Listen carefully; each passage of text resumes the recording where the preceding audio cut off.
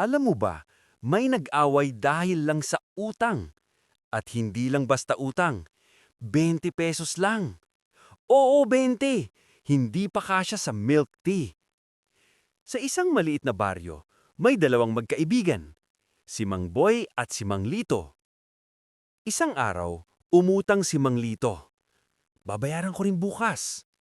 Yung bukas, legendary na salita yan. Kasi ang bukas, naging next week. Ang next week, naging next month. Hanggang sa parang na-promote na sa next year. Araw-araw nagkikita sila sa tindahan, pero pag nakita ni Mang Boy si Mang Lito, nawawala. Minsan sa likod ng poste, minsan sa likod ng aso. Oo, sa likod ng aso, kahit hindi siya kasya.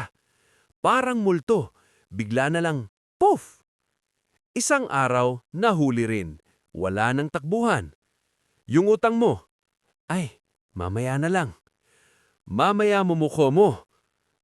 Ayun, nag-init ang ulo, parang mantika sa kawali. Nagtaasan ng boses, naglabasan ng kapitbahay. Parang may libreng palabas. 20 pesos lang yan. Bakit di mo mabayaran? Busy ako eh. Busy saan? Taguan. Umabot pa sa barangay.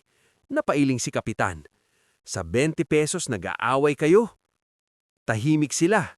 Tapos natawa ang lahat. Mas mahal pa ang inis kesa sa utang. At yung kahihiyan, libre pa. Kaya mula noon, nagbayaran na agad at nagkaayos, bago pa umabot sa barangay ulit. Dahil minsan, ang maliit na bagay lumalaki kapag pinapalaki mo pa. At ang utang, dapat binabayaran, hindi tinatakbuhan, parang crush na scene-zoned.